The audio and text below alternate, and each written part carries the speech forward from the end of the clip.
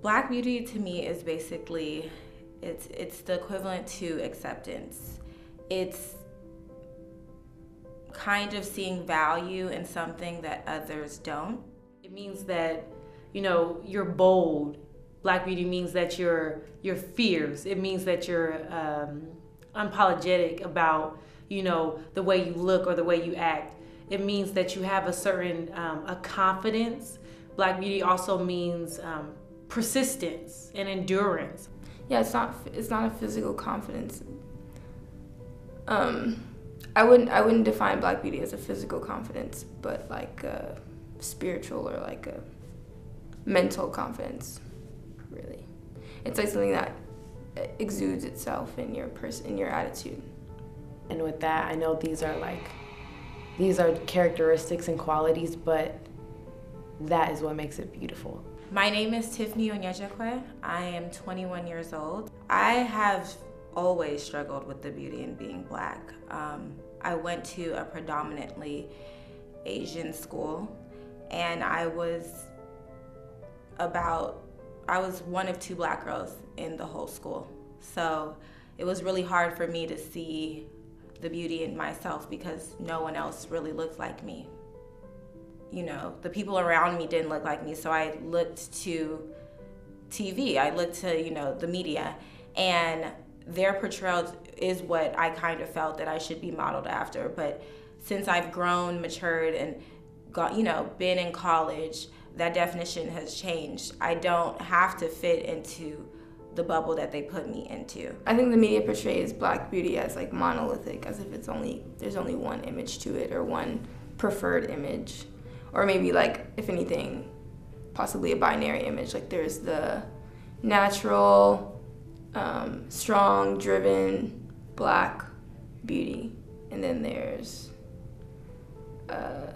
like the unruly, ratchet type of woman. Those are the only two options you're given as a Black woman. I don't think that is true, what the media tends to show.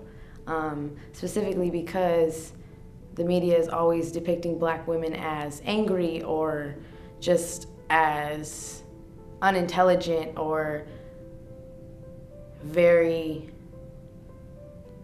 outspoken, and even though it's not necessarily a bad thing to be outspoken, the way Black women are portrayed is as though it is.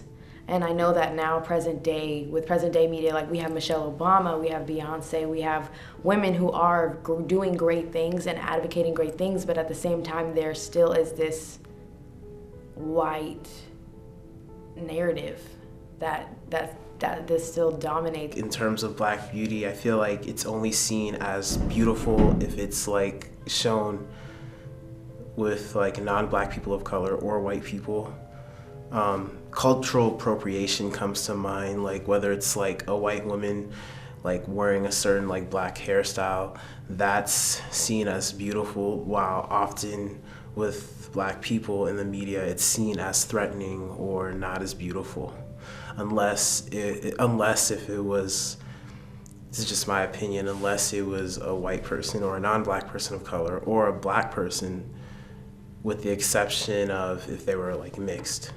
We condemn Black women for their natural curves and their natural hair, and yet we praise white women for those same replications that are artificial. I think that white beauty is obviously something that is more desired in America because we are indoctrinated to believe that white beauty is the standard of beauty. We're kind of pushed to think long, straight hair, fair skin. I don't know too many Black women that naturally have long hair and fair skin, whatever, like that's not really a commonly African American trait. So it's hard for us to look within ourselves because the standard that we're given is not within ourselves. I believe that it's detrimental in the way that if I always look at the media's portrayal of Black women and Black beauty, I'll never be happy with myself. Or as a young girl, they'll never be happy with themselves because they don't fit into that. So it always leaves you feeling like you're not good enough, or this is what you have to be And what that isn't always the best. It's not the best thing for you. That's not who you are. So it kind of makes you're basically faking the funk to please people that don't really know anything about you. Having lighter skin is so valued in this society. It's really, it's strange, and I feel like for others it hurts. Like, people have feelings, you know? You can't really separate, like, all the things that people say in the media is just kind of like, it's just like emotionally tiring, because like you constantly have to deal with it all the time, even when it doesn't bother you. Like, for me, I don't think it really inhibits how I live my life, but it's just like, it's so frustrating to have to deal with all the time. Like, every fucking day, every single day it's there. And even when you like separate yourself or you don't care, it's still always like looming. And it's not really fair that media pretends like it's only a topic, because from your point of view it's only a topic, but it's really somebody's life, you know? And it's like it's not only conversational, it's like real. And that's like not fair to me.